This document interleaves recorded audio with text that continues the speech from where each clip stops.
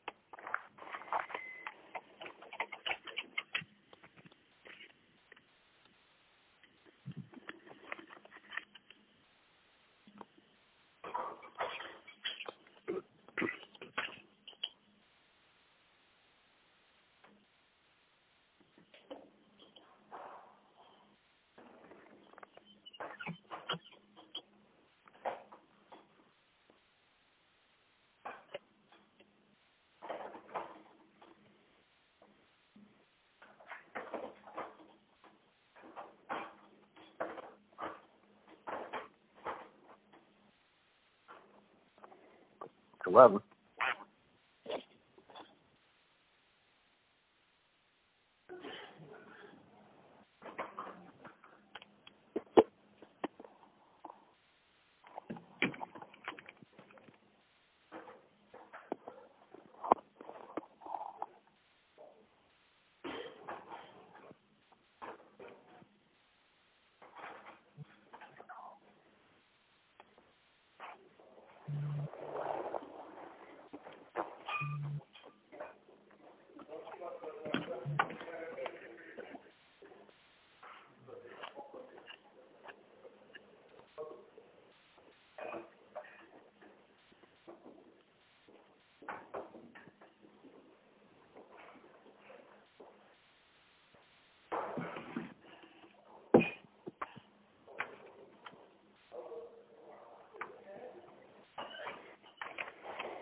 Hi, this is Brad. I'm ready to answer whenever you're ready. Hi, everyone. If we could just have a reminder to please have your lines on mute if you guys are not asking questions for good sound quality, that would be great. Thank you. good morning, Coach. Bob Schranz from the Citizen. How are you? Good, Bob. Good. Hey, Coach, just a general question without getting too deep. Part of what Steve Kerr is so good at is not only coaches that game in particular, but also in the back of his mind has the idea that he's coaching a 7-game series. Do you have that in the back of your mind as well? I know it's game to game and possession to possession. Well, I think I just try to stay in the moment as much as I can. Clearly, there's going to be things that you have to tweak as the series goes on that you're thinking about that maybe you're not ready to put in because you're focused on other things. But I think ultimately, for me, I do a lot better staying in the moment. Good. Thank you. Hi, Brad. This is Rich Thompson from the Boston Herald. Hi. I was just wondering, are you pretty satisfied with how the minutes have been allocated so far in the series? You mean how many minutes guys are playing? Yes. Obviously, game one skews that a little bit because we were ahead, and some of our guys that play a little bit more play less, which is great. Anytime that you're able to do that and you're on the good side, as far as being able to win the game and get guys to play less minutes, that's huge. But the bottom line is, we've played really 7 guys, a lot of minutes here, and then we've had other guys that have played, here and there, depending on matchups, depending on how the game is. So anytime that you're able to get a game like game one, that's helpful. But ultimately, those 7 are going to play the majority of the minutes. Okay, thank you. Brad, this is Peter Mitchell from Australian AP. I was just wondering, can you talk about the evolution of Aaron Baines' three-point shooting? Because it's been pretty amazing in the playoffs. Were you aware that he had that talent, or was it just a recent thing? Or well, he came when he first signed here. He came by, in the preseason and was just shooting around, and I was down there with him, and I remember him hitting shot after shot after shot, and it was mostly 15 to 17 feet, and talked to him a little bit about, corner range, obviously, and then above the break range. And, he shot them every single day, through training camp, through practice, through pregame shooting, and everything else. And we've encouraged him to shoot all year, especially from the corners. And, I just think, and I've coached bigs before, that when you're used to playing and scoring as a big, you're oftentimes used to catching it in the middle of chaos in the paint and having bodies on you and everything else. And it's just a different feel to catch it in a catch-and-shoot situation, especially from behind the arc, and let it fly. And I think that there's a confidence that comes with making a couple. And sometimes guys that are good shooters with good touch, that's all they need is to see a couple go in. And so the game that I remember best that I thought really probably bolstered his confidence, because he's always been a really good shooter. Like, if he goes out and shoots it by himself, he's going to make, 70 to 75% of his open threes, especially from the corners. And was the Toronto game at the end of the year. He hit a couple on Valanciunas to spread him out a little bit. And I think once he saw one go in, he felt pretty good about it. We talked about it a lot going into the Philly series because he was being guarded by Embiid to space to the corner. He's just kind of kept on doing it. Great. Thank you. Hi, Brad. Shay Malou of Reverse Magazine in France. You're using a lineup with Marcus Smart, Jaylen Brown, Jason Tatum, Marcus Smart, and Al Horford that can basically switch 1 to 5 on defense. Do you envision it as your best lineup, and do you plan on using it more during this series? Well, I don't really get into that because obviously Terry has been so good in the playoffs for us. Baines has been one of the most impactful defenders in the NBA this season. So I think it all depends on who you're playing against, how you're playing. That lineup will certainly play some minutes together. But it'll all be based on how the game is going and everything else. We switch a lot with Terry as well.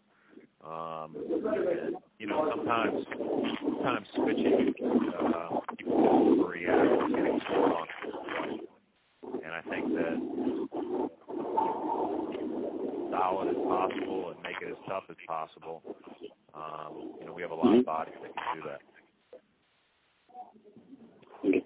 Thank you. Hi, everybody. Again, if you are not going to be asking any questions, can you please have your lines on mute? Thank you. Can you hear me? Yep. Hello? Yep. Yes, Mirko Melloni from Italy. I'm sorry, I couldn't hear very well. I would like to ask you, what is going to change between playing at the T Garden and playing on the road, especially in this series against Cleveland? What kind of impact do you expect in Game 3 and both in Game 4, also on an emotional point of view? Well, I think that ultimately, anytime you're playing on the road, the other team has got great comfort in playing at home. They've been a great home and road team over the last few years in the playoffs. So no matter what, you have to play great between those lines. We have to start out with great intensity, and we have to keep that up for 48 minutes. I thought, like I've said a couple of weeks ago, we have a lot of guys that have been through it before, and we've got some guys going through it for the first time. But these experiences in the last month, feel like they're worth 3 times what you would normally get, just because of we're going through it together as this group. When we went to Milwaukee for Game 3, I thought we were poor. I thought Game 4 we played pretty darn well. And then when we went to Philly for Game 3, I thought we were obviously pretty good. So, I think that that's stuff you learn over time. You get a little bit better at handling those moments. But ultimately, we're going to have to go in there and play good basketball. Where it's played is one thing, but you got to just go play good basketball, and our focus is going to be on trying to play well. Thanks. Hey, Brad, it's Mike Petralia. This is go ahead. Brad, it's Mike Petralia from CLNS. Question about the way you guys have played physically and throwing so many bodies, not just at LeBron, but in general, how your rotations have been throughout the playoffs. Curious to know whether or not this has been something you have planned all season for, to play this kind of physical basketball defensively going into the playoffs. Well, I don't think we're playing any different as far as, obviously each team you have to plan for and prepare for, but these guys have been awesome at, guarding with the appropriate physicality without fouling and being tough and covering for one another and playing with great multiple efforts all year. So, this is nothing that, this was just something that we wanted to be all year. We wanted to be a better defensive team. We needed to be a better defensive team. We have a lot of interchangeable parts, as we just talked about. And, all that is well and good if you don't play with the right physicality or it's hard, then it's tough. And our guys have been really committed to it, and I'm really appreciative of that. Because we have our laws on offense, but our defense needs to be great every night, and guys are very committed to it. But I don't see much difference between, obviously the intensity and the how much each possession matters. You feel like that just adds up and up in the playoffs. But I feel like our guys were really consistent throughout the regular season playing that way as well. Thanks, Brad. Hey, Coach, Dan Katz from MJversusLeBron.net. I was wondering, do you think that you're coaching for your job this playoff? I don't really ever think about it. This is one of those things when you're in coaching, you get into coaching understanding that it's probably not going to end well, and there's only so much you can control. You just try to enjoy being around the players you're with and the coaches you're with and the front office you're with and everybody else, the ownership, and just try to enjoy the experience. Have as good of an experience as we all can have, and when it comes to an end, it comes to an end. Thanks, Coach. James Bench here from the London Evening Standard. Just wanted to ask about the leadership some of your younger players are showing. How do you go about encouraging them to express themselves, the rookies like Jalen? How do you enable them to be leaders on this team? Well, a phrase that my old boss at Butler, Todd Licklider, used to use is put your signature on everything you do. And, that's always been very meaningful to me, and I think that whether we're young, old, coaching, playing, whatever our role is we all want to be able to put our signature on that. And I think to do that, you need to feel some ownership in it. You need to feel like you're really invested in it. And our young players have been great about,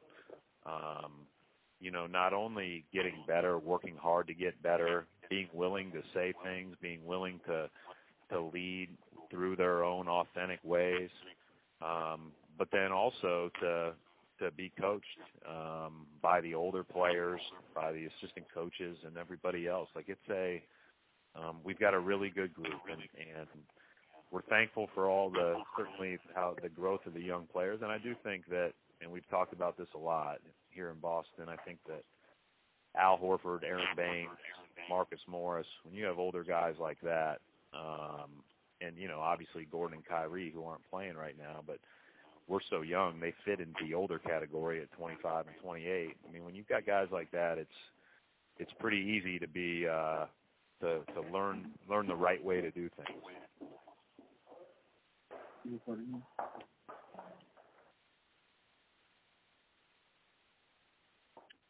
Coach Stevens? Yep. This is Cyrus Rogers from Questa in South Africa. The question I have is about the three players of African descent that you have on your roster, in Yabusele, Neda, and Ojele. How important are these players to your game plan in the postseason and going forward? And the second part of the question is, you were in South Africa for Basketball Without Borders and the Africa game in 2015. How important are events like that to growing the game of basketball on the African continent?